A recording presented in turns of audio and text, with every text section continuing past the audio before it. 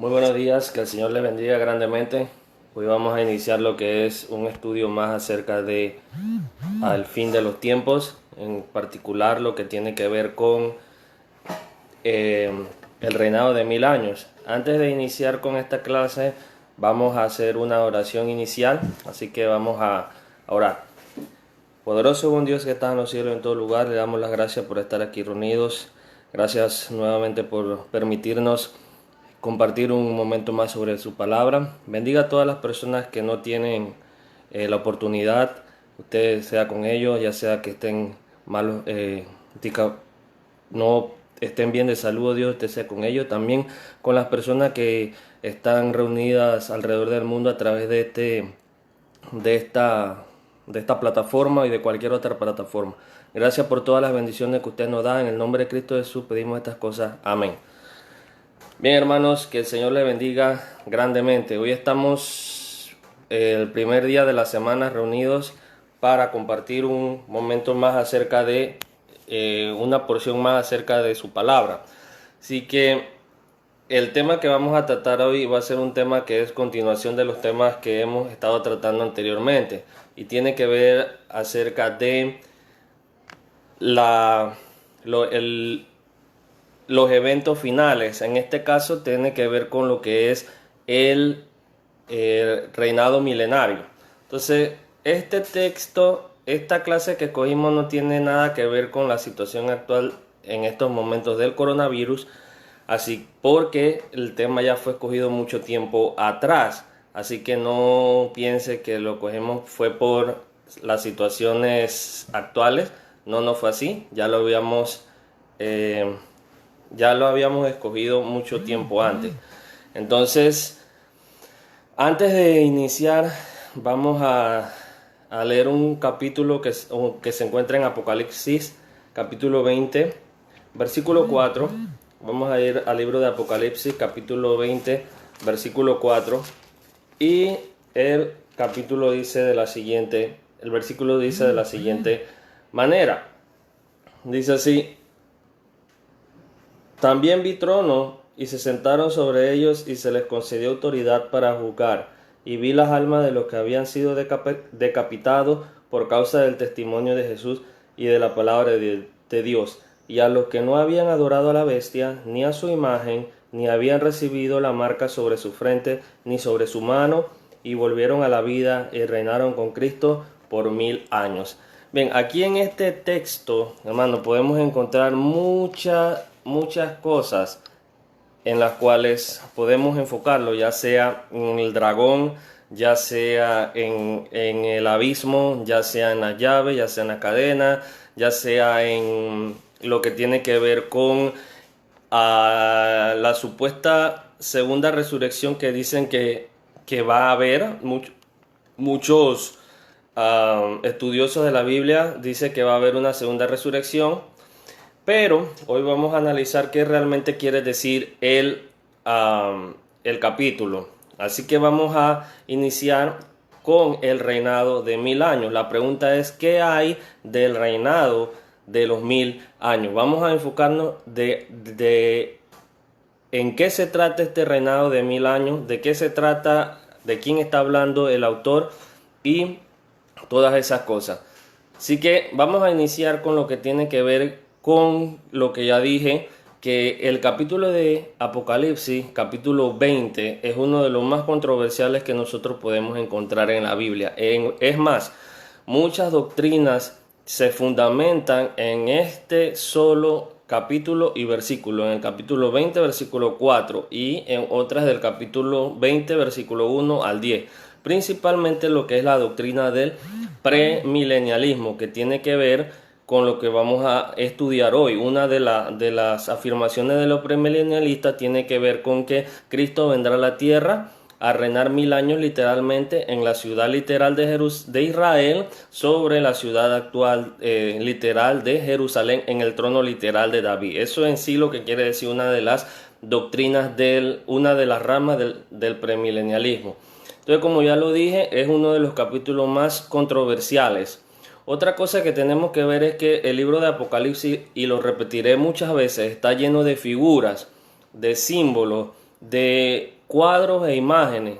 Cuando nosotros leemos Apocalipsis no lo podemos leer de la misma forma que leemos cualquier otra parte de la Biblia. Y no es porque tenemos que ser alarmistas o ya estamos en el fin de los tiempos. Ya explicamos anteriormente en la clase hace 2 domingos acerca de los eventos del día del juicio final, que iba a venir un momento que nosotros no sabemos cuál es, pero ese momento iba a llegar, que es el momento del juicio final. No va a haber señales. Y esta gente que anda inventando acerca de señales en el fin de los tiempos, no sé de dónde saca eso, porque Mateo capítulo 24 dice que no va a haber una señal que nosotros podamos percatar que ya viene el Hijo de Dios. No hay señales. Cuando se escucha la trompeta es cuando va a llegar. Entonces, lo segundo es que en sí el pasaje menciona algo sobre 1000 años. O sea, se menciona un reinado de 1000 años, pero la pregunta es, ¿qué es en realidad el reinado de 1000 años? ¿Quién reinará durante los 1000 años? ¿Es este reinado literal o es este el reinado simbólico? ¿De qué trata este reinado?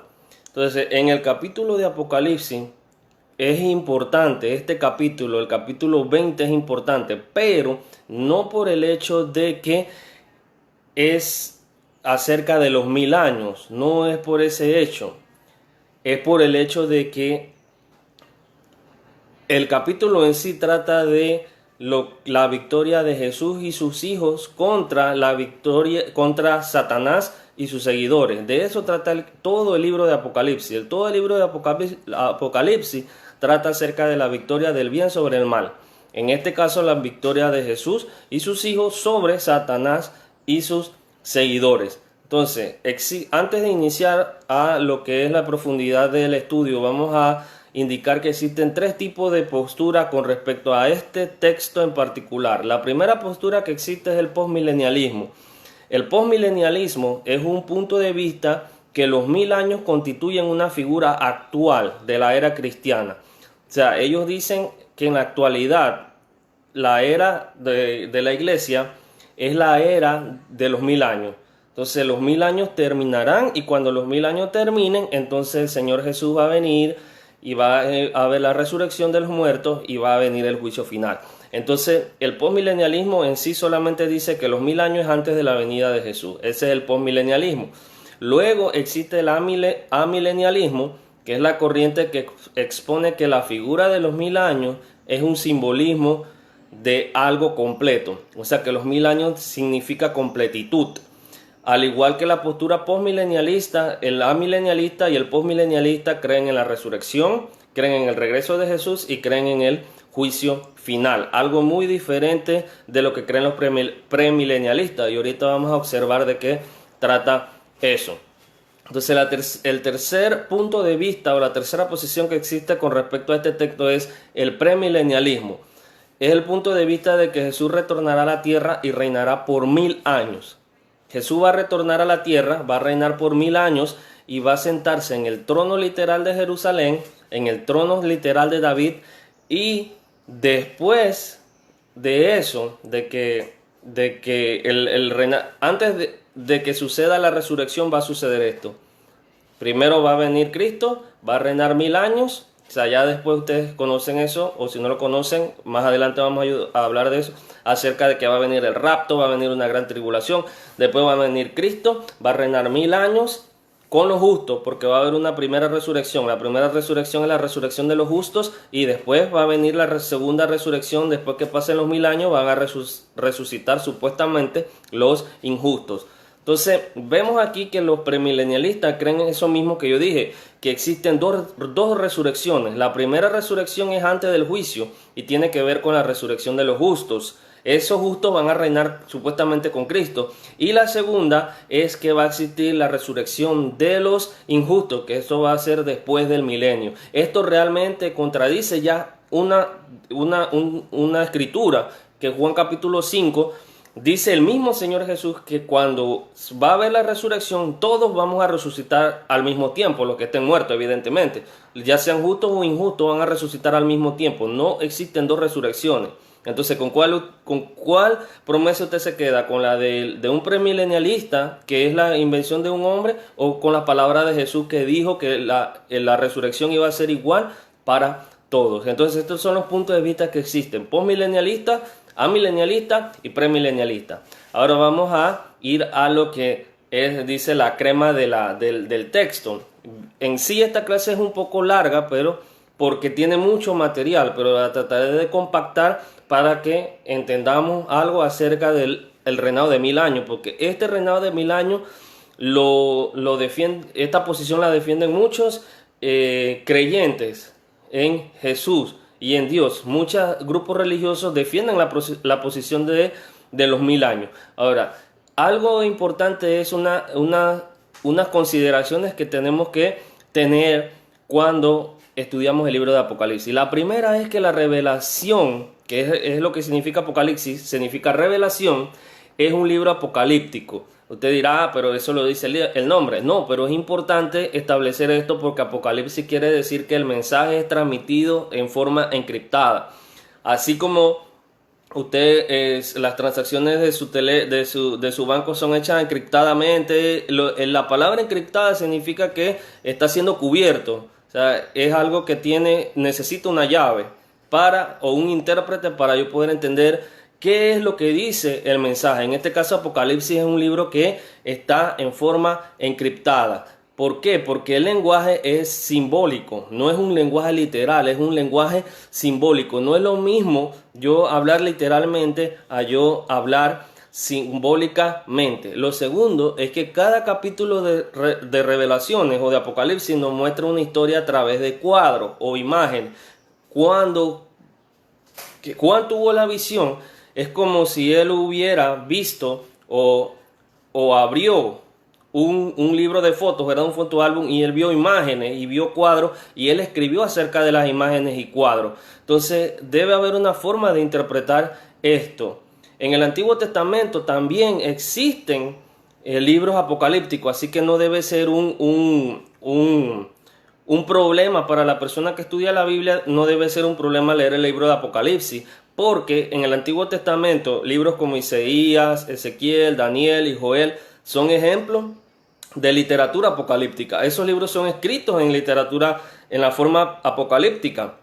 Ahora bien, otros libros que están afuera de la Biblia, por ejemplo, lo que tiene que ver con el libro de Enoc, el libro de Baruch, que son libros que no entraron en el canon, también son libros de literatura apocalíptica. O sea, es un tipo de literatura, no es algo a lo loco que Juan le dio la gana de escribir. Ahora, ¿por qué ellos utilizaban la literatura apocalíptica? La literatura apocalíptica se utilizaba para encubrir un mensaje. O sea, recuerde que en ese tiempo los cristianos, cuando Juan escribe el libro de Apocalipsis, aproximadamente en el 91 al 94, aproximadamente en ese tiempo, el emperador mandó a perseguir a los cristianos. Los cristianos estaban siendo perseguidos. Entonces, si a usted lo encontraban con un mensaje que tuviera que ver con un rey, con un reino, las personas no iban a pensar que era Jesús, las personas iban a pensar que ellos querían derrocar al imperio romano. Entonces, el texto necesita ser encubierto. ¿Cuándo empezó esto de la literatura apocalíptica? Bueno, eso empezó en el periodo del exilio, cuando los israelitas estaban en Babilonia. En ese tiempo empezó la literatura apocalíptica. ¿Por qué? Porque dice Ray Sommer que la seguridad tanto del escritor como del lector estaba en peligro si los perseguidores agarraban ese extracto. O sea, si ellos agarraban la carta, la seguridad del que escribía como el del que leía estaba en peligro. Por esta razón el mensaje de Apocalipsis fue escrito para ocultar y para revelar. Para ocultar el mensaje del extraño, pero para revelar el mensaje a la persona que entendía el signo. Entonces hay que recordar que el libro de Apocalipsis tiene muchos signos. Ahora, otra cosa que debemos nosotros recordar es que el libro no sigue un orden cronológico. ¿Qué quiere decir esto, hermano? Que los que mantienen esta posición, ellos dicen que el capítulo 20 le sigue de orden cronológico del capítulo 19. Ahora, Revelaciones abarca un mismo periodo una y otra vez. O sea, una historia es contada una y otra vez, pero desde distintos ángulos. Eso es posible. Si yo observo un choque, yo lo cuento desde mi punto de vista, o sea, desde el ángulo donde yo vi el accidente. Otra persona que viene caminando lo ve desde el mismo ángulo, otra persona que viene en un bus lo ve desde el ángulo de ella. Entonces, cuando ellos se complementan, es en ángulos, es la misma historia, pero en ángulos ligeramente distintos. No quiere decir que eso sea una falsedad. Entonces, en el capítulo 17 al 19, esa sección representa una sola sección. Es donde se nos narra la destrucción de la mayoría de los enemigos de la iglesia. Habla de la gran ramera, habla de Babilonia la Grande, habla de un sinnúmero de cosas donde se destruye, y se nos dice que esas entidades ya no van a reinar, o sea, ya no van a estar disponibles en el mundo. Ahora bien, en el capítulo 20, del 19 al 22, ocurre la misma sección. En el capítulo 20 al 21 al 22 ocurre la misma sección. ¿Qué quiero decir con esto? Que en esos capítulos se va a narrar lo mismo que ya se narró en el capítulo 17 al 19, pero desde otro punto de vista. Pero nuestros amigos milenialistas quieren decir que el capítulo 20 le sigue cronológicamente al capítulo 19. Y el Apocalipsis no es un libro que sigue un orden de redacción cronológico. Él pudo ver una visión anteriormente y en el futuro puede ver otra, pero no quiere decir que ellos vayan cronológicamente al mismo tiempo. ¿Cómo yo sé eso? Bueno, le invito a leer un libro, un versículo en Apocalipsis 19. Vamos a leer Apocalipsis 19 y vamos a suponer que el libro sigue un orden cronológico. Dice el capítulo 19, versículo 18. Dice el 17: y vi un ángel que estaba de pie en el sol y clamó a gran voz diciendo: a todas las aves que vuelen en medio del cielo, venid, congregados para la gran cena de Dios. Un ángel le dijo a las aves que vinieran, y dice: para que comáis carne de reyes, carne de comandantes, carne de poderosos, carne de caballos y de sus jinetes, y carne de todos los hombres, libres y esclavos, pequeños y grandes. Aquí se dice que el ángel invitó a las aves a que comieran la carne de toda la gente. Ahora vamos a ir al versículo 21 de ese mismo capítulo. Y los demás fueron muertos, dice, los que quedaron después de esa pelea, dice, y de esa comedera de las aves, y los demás fueron muertos con la espada que salía de la boca del que montaba el caballo, y todas las aves se saciaron de sus carnes. Observe que no quedó nadie. Cuando usted dice que todas las aves se saciaron de las carnes que estaban ahí, de todos, es que se comieron a todos. Entonces, supuestamente el premilenialista dice que el capítulo 20 le sigue cronológicamente, pero cuando vamos al capítulo 20, versículo 3, dice de esta forma: y lo arrojó, dice, al abismo, y lo cerró y lo selló sobre él, para que no engañara más a las naciones hasta que se cumplieran los 1000 años. Después de esto debe ser desatado por un poco de tiempo. Usted dirá, ¿pero qué dice ahí? Bueno, dice, para que no engañara más a las naciones. Pero mi pregunta es, ¿qué naciones va a engañar si ya se murieron todos en el capítulo 19? Eso es un problema que existe en cuanto a decir que el capítulo 20 le sigue cronológicamente al 19, porque ya no existen personas. Si Satanás supuestamente va a salir a engañar a las naciones, ¿a qué naciones va a engañar si ya no existen? Ya se murieron todos. Se murieron los hombres libres, esclavos, se murieron los caballos, los jinetes. Todas las naciones se murieron. ¿A quién va a engañar Satanás? Si no puede, no tiene a quién engañar. Entonces ya por ahí lo tumbamos.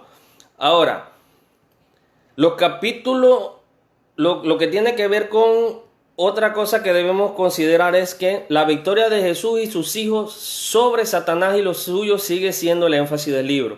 O sea, la victoria del bien sobre el mal es el énfasis del libro. No las bestias, no los reinados de 1000 años, no los dragones, no la gran ramera, no las dos mujeres, no las bestias que salen del mar, no los corderos, la figura. Ese no es el tema del libro. El tema del libro es la victoria del bien sobre el mal. Ese es el tema del libro. El tema principal, hermano, de los primeros capítulos del capítulo, de los primeros versículos del capítulo 20 es la destrucción de Satanás. Esto es cuando la historia ya está llegando a su clímax. Los últimos capítulos de Apocalipsis es cuando la historia ya llega a un clímax, o sea, ya se está dando paso a lo que es el desenlace. Primero se introdujeron los enemigos. ¿Quiénes se introdujeron en los versículos anteriores, en los capítulos anteriores? El dragón, si usted lee. el dragón rojo, las dos bestias y Babilonia la Grande. Se habían introducido en los capítulos anteriores. Y luego se introduce la destrucción de esos enemigos, destrucción de los enemigos de la iglesia, que son Babilonia la Grande, y la destrucción de las dos bestias, que representan Roma y las naciones que han sido y que fueron influenciadas por Roma. Ahora, ¿quién faltaba que fuera destruido? Bueno, el dragón rojo. ¿Quién te presenta el dragón rojo si usted va a la literatura? Bueno, es Satanás, la serpiente. Ahora, el tema principal de esos 10 versículos en el capítulo 20 no es acerca de los 1000 años como dicen nuestros amigos los premilenialistas. No, el tema principal es el derrocamiento de Satanás y el reinado de los 1000 años, pero de las personas o de las almas que fueron martirizadas y de los que murieron con Cristo y los que obedecieron el Evangelio. No es el reinado acerca de Cristo, y eso no quiere decir que Cristo no reine, pero ese texto no es acerca del reinado de 1000 años. Y como le dije, hay muchas cosas que pueden leerse aquí. Pueden leerse del gran abismo, pueden leerse de a quién va a engañar Satanás cuando salga, qué significa que va a ser desatado un poco de tiempo. Hay muchas cosas, pero si yo me ponía a analizar cada aspecto exegéticamente desde el capítulo 20, el versículo 1 al versículo 10, esta clase se hubiera tenido que dividir en muchas más clases, y no es no era el objetivo. ¿Cuál es el objetivo? Es explicar acerca de los 1000 años. Ahora, otra cosa que debemos tener en cuenta es unos principios de interpretación, los principios de interpretación del libro de Apocalipsis. El libro de Apocalipsis da a conocer su mensaje por medio de símbolos, por lo tanto, debe tomarse en cuenta esta característica para interpretarlo. Yo interpreto los símbolos. Esa es la primera base. ¿En qué clase de literatura está escrito el libro? Y a base de eso, entonces, yo interpreto el libro. Lo segundo que debo tener en cuenta es que debe armonizar la figura con el concepto. O sea, la figura que yo voy a explicar debe armonizar con el concepto que yo trato de explicar. O sea, Satanás representa el dragón rojo representa a Satanás. La Gran Babilonia representa a Roma.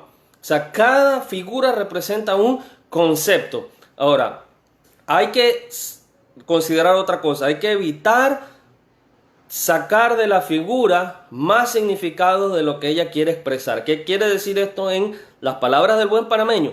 Que no hay que buscarle la quinta pata al gato. Usted ve en la visión que tuvo Juan, usted lee, dice que hay un dragón rojo. Ese dragón representa a Satanás. Ah, no, pero yo quiero ver qué representan las uñas del dragón, las garras. ¿Qué representan las escamas del dragón? ¿Qué representa la cola del dragón? Yo quiero darle una interpretación más allá a la figura de lo que ella quiere decir. Eso no está bien. La figura representa tal cosa. No debo buscarle la quinta pata al gato. Otra cosa importante es que nunca una teoría o una doctrina fundamental debe fundamentarse o tener su base en un pasaje oscuro. ¿Qué quiere decir eso? Que bueno, yo fundamento mi teoría en este pasaje de completa oscuridad. Un pasaje oscuro, hermano, no es que está escrito con tinta negra y yo no lo puedo ver. No, un pasaje oscuro es que es de difícil interpretación o es complicado interpretarlo. Entonces, nunca una teoría debe basarse en lo que es un pasaje oscuro.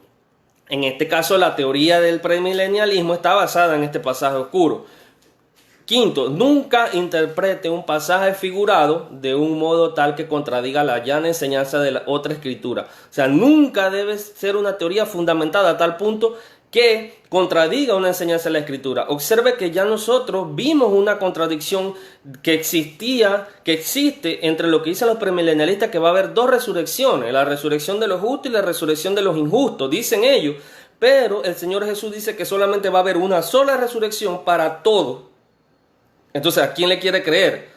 Ya entonces estamos viendo aquí que existe una contradicción entre la teoría del premilenialismo y la sana escritura. Evidentemente yo me quedo con la Biblia, yo no me quedo con lo que dicen los premilenialistas. Sexto, el significado de las figuras del lenguaje puede cambiar. O sea, el significado de las figuras dentro del libro de Apocalipsis o de una literatura apocalíptica puede cambiar, pero el autor me va a decir cuándo el significado de esa figura cambia o el lenguaje de esa figura cambia. Él me va a decir cuándo eso ocurre.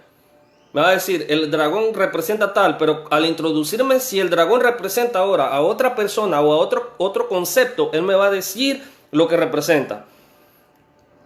Ahora vamos a ver cosas que Apocalipsis no dice. Hay cosas que Apocalipsis capítulo 20 no dice. Y los premilenialistas de todos modos quieren meterlo allí. Cosas que no dicen, ellos quieren meterlo allí. Observe que el pasaje no menciona a Jesús regresando a la tierra. Cuando usted lee el Apocalipsis capítulo 20 del 1 al 10, nunca se dice que Jesús regresó a la tierra. Y recuerde que cuando Cristo regresa a la tierra, dice que todo ojo le verá.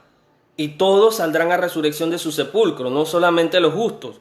El pasaje no menciona por ningún lado el regreso de Jesús a la tierra. No, pero es que podemos suponer. No podemos suponer nada. El pasaje no dice que Jesús regresa a la tierra. Segundo, jamás el pasaje dice que Jesús reinará sobre la tierra. El lugar del reinado de Jesús ni siquiera se menciona, hermano. Eso es importante. El lugar que Jesús reina ni siquiera se menciona. Tercero, por ningún lado, y usted puede leer y leer y leer, dice que Jesús reinará por 1000 años. Jamás ahí dice que Jesús reinará por 1000 años. Se menciona el tiempo de reinado de los santos. Eso sí se menciona. Y aquí quiero dar una aclaración. Yo puedo decir que mi primo vivió en mi casa por 5 años o vivió conmigo por 5 años. Usted puede decir cuánto tiempo vivió mi primo conmigo, pero usted no puede decir cuánto tiempo yo tenía viviendo en esa casa con mi primo y antes de que llegara mi primo. ¿Me explico? O sea, usted puede determinar algo diciendo que alguien vivió conmigo cuando yo utilizo la palabra vivió conmigo por 5 años, pero no puede establecer cuánto tiempo yo estuve viviendo en esa casa anteriormente. Eso es lo que ocurre allí. Dice que vivieron y reinaron con Cristo por 1000 años. No se habla del reinado de Jesús. Por ningún lado tampoco se habla de que el reinado de los santos será un reinado terrenal. El lugar simplemente no se menciona. El lugar físico no se menciona. No se menciona nada acerca de la segunda venida de Jesús. No dicen que el reinado de 1000 años se verificará después de la segunda venida de Jesús. Eso es lo que dicen los premilenialistas. Dice, Jesús viene, reinamos por 1000 años aquí en la tierra, felicidad y todo. Y después entonces viene la resurrección de los injustos y después viene el juicio. Eso no se dice por ningún lado ahí en el pasaje. No dice que Jesús reinará en Jerusalén. Es más, si usted observa el pasaje, a Jerusalén ni siquiera se le menciona por ningún lado. No hay que hacer eisegesis hay que hacer exégesis, hermano. No puedo meterle al texto lo que no dice. Por ninguna parte dice que Jesús se sentará en el trono de David. David ni siquiera es mencionado, hermano. Otra cosa, el trono de Jesús no es mencionado en este pasaje. Se menciona en el trono de los mártires. Dice Juan que yo vi los tronos, yo vi tronos, pero no se menciona el trono de Jesús. Los tronos son símbolos de que los santos no serían pisoteados más. Eso es lo que significa el trono, sino que serían respetados. Otra cosa, el texto no dice que los santos tendrán una resurrección corporal. Jamás. Allí dice que ellos resucitan. Volver a la vida en este texto y volver a la vida en otros textos no quiere decir necesariamente que yo resucité. Solo se hace referencia a las almas. Tampoco dice nada acerca de una batalla de Armagedón. Los premilenialistas dicen que va a venir un Armagedón y que va a venir todas las naciones y se van a reunir literalmente en Gog y Magog y ahí va a haber un conflicto y una batalla. Hermano, aquí no dice que va a haber una batalla entre las naciones que se llama Armagedón. Aquí yo sí leo que va a venir Cristo y va a derrotar a Satanás y a todo esa persona. En un momento no es necesario guerra.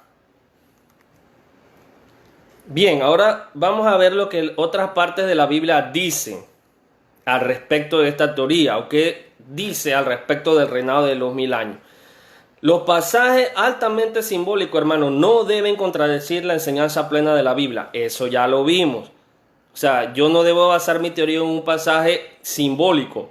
Cualquier interpretación que no armonice con Apocalipsis 20 y con otras claras enseñanzas de la Biblia es una doctrina falsa. Es una doctrina que no se sostiene.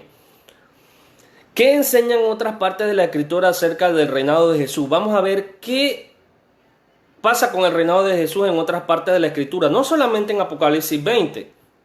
Primero, usted recordará una profecía en Daniel 2:44, que dice que el reino había de ser establecido en el tiempo de los romanos. Cuando usted va a Daniel 2:44, usted recuerda que Nabucodonosor tuvo un sueño y que en el sueño él vio una imagen que tenía cabeza, que tenía pecho, que tenía piernas, que tenía brazos, que tenía pies. Usted observa esa imagen y Daniel da la interpretación. Y en el capítulo 2, versículo 44 dice, en la última sección dice, y en los días de estos reyes, dice el versículo 44, disculpen, dice 2:43, dice al final, dice, pero no se unirán el uno con el otro como no se mezcla el hierro con el barro. Y en los días de estos reyes, el Dios del cielo levantará un reino que jamás será destruido.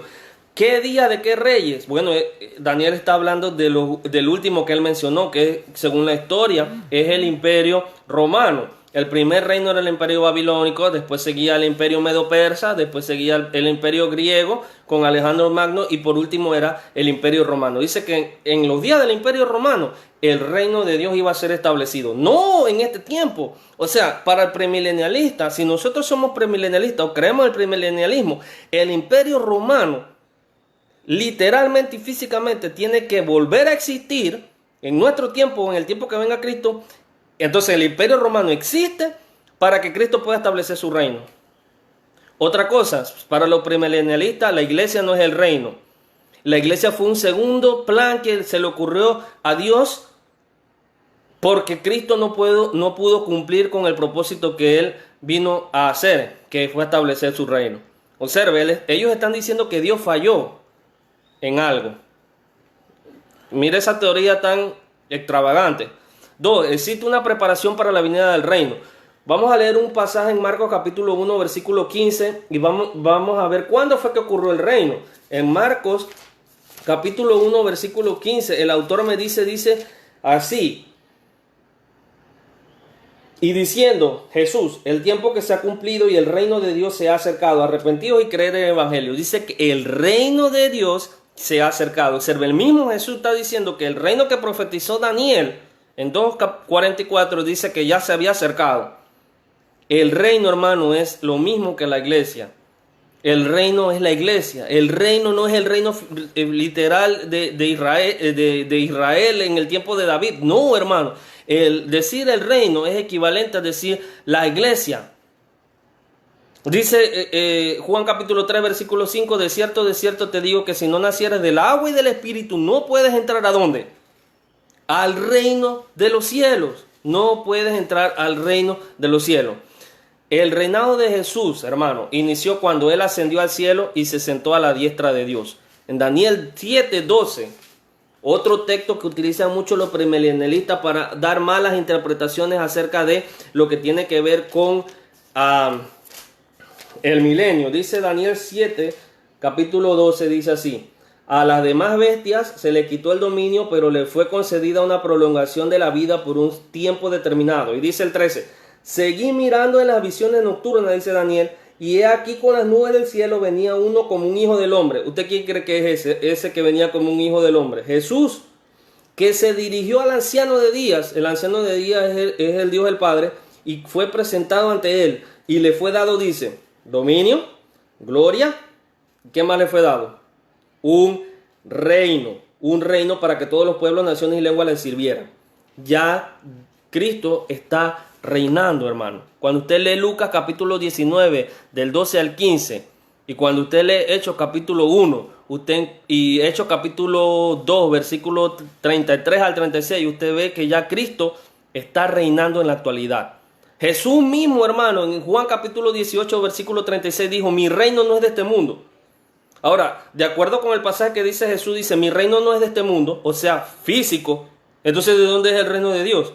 Celestial, hermano. No es algo físico, es algo celestial. Cristo solamente puede reinar en un trono celestial, Primera de Pedro capítulo 3, 22 dice que Él está reinando en un trono celestial. En ninguna parte de la escritura, hermano, se dice que Jesús reinará por 1000 años en la tierra. En ningún lado. Si usted lo encuentra, hermano, tráigalo. Pero en ningún lado dice que Cristo reinará por 1000 años. No, pero es que Cristo es Dios y Él puede hacer lo que le da. No, Él no puede contradecir lo que dice la Biblia. La Biblia dice que Él no iba a reinar. Había una profecía también en contra de Él, la profecía de Jeconía, que decía que sus descendientes no iban a reinar en el trono físico de David. Y adivine quién es descendiente de ese rey. Jesús. Entonces, si Jesús viene aquí a reinar literalmente en el trono de David, está contradiciendo la palabra de Dios. O sea, se está contradiciendo él mismo. ¿Cómo él va a poder hacer algo que se contradiga a él mismo? Eso no tiene sentido, hermano. Entonces, el reinado de Jesús inició cuando él regresó al Padre, después de que él resucitó, no ahora. Ahora vamos a terminar ya con lo que realmente dice Apocalipsis capítulo 20 del 1 al 10. El texto, hermano, debe interpretarse de manera simbólica, no literal. No literal. Y esto es algo importante porque muchos premilenialistas, ellos interpretan todo el libro de Apocalipsis de forma literal, simbólica, disculpen. El dragón es simbólico, Babilonia es simbólica, todo, esto simboliza esto, simboliza esto, simboliza esto. Para los premilenialistas, ahora el anticristo ya no es una persona, ahora es el mercado de la Unión Europea, todo este montón de disparates. Pero cuando llegan al capítulo 20, versículo 4, dice que los 1000 años son literales. Ellos interpretan todo Apocalipsis simbólico, pero los 1000 años lo interpretan literales. Eso es un disparate. Entonces, una pregunta, ¿podría una llave literal, una cadena literal, atar a Satanás, que es un ser espiritual?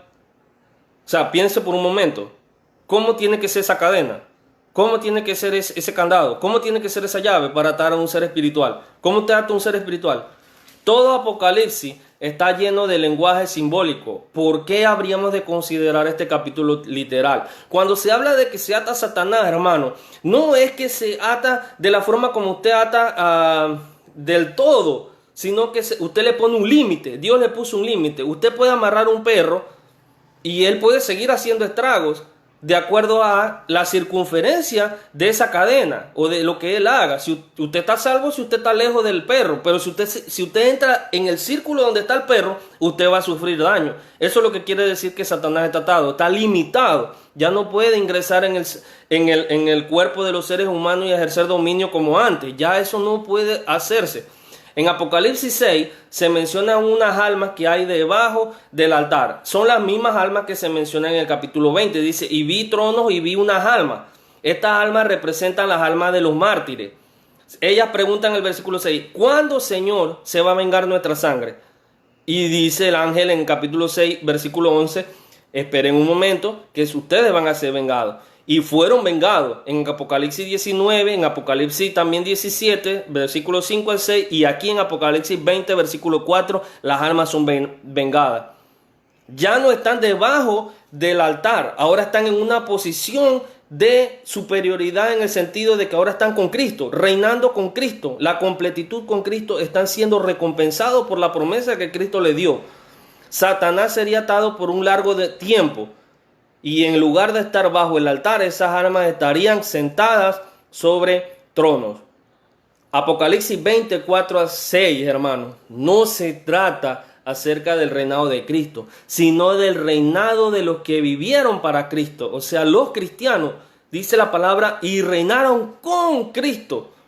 No que Cristo reinó, o sea, Cristo ya está reinando en este preciso momento, ya desde que se sentó en el trono de Dios, al lado de Dios, a la derecha, ya está reinando. ¿Por qué? Porque el reino de Cristo es la iglesia, hermano. No es un reino literal. Dios nos ha hecho reyes y sacerdotes. Ya nosotros estamos en el reino, en Apocalipsis 1, versículo 6. Dice, ya nosotros somos reyes y sacerdotes. Esa es una promesa que Jesús nos hizo. Si nosotros nos mantenemos fieles hasta la muerte, Él nos va a dar la corona de la vida. Ya están reinando los cristianos, hermano. Ya los cristianos estaban reinando. Ahora, si los cristianos estaban reinando también en el tiempo de Juan, ¿por qué el autor quiere dar énfasis a estos almas y estas mártires, porque el Espíritu Santo le quería dar a entender que la promesa no se anula con la muerte. La promesa que Jesús le hace a usted de que usted va a tener vida eterna no se anula cuando usted muere. Si usted y yo fuimos fieles hasta la muerte, nosotros recibiremos esa recompensa. Ahora, para que se lo grabe del todo y ir finalizando, un reinado de 1000 años, hermano, representa completitud. El número 10 multiplicado por 10 multiplicado por 10 representa el número 1000. Eso representa lo completo de lo completo. La completitud se refleja en la victoria de los mártires y de Cristo del bien sobre el mal.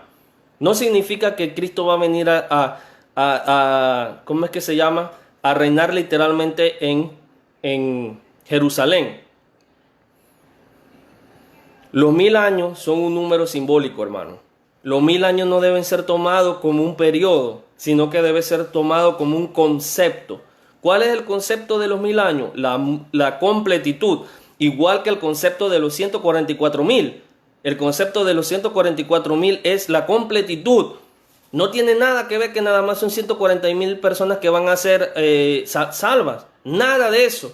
Wayne Jackson dice, el Señor reina desde el cielo, no desde Jerusalén. Lucas capítulo 1, versículo 32 al 33, Hechos 2:30 y Primera de Pedro 3:21 al 22. Ya Cristo está reinando en este preciso instante.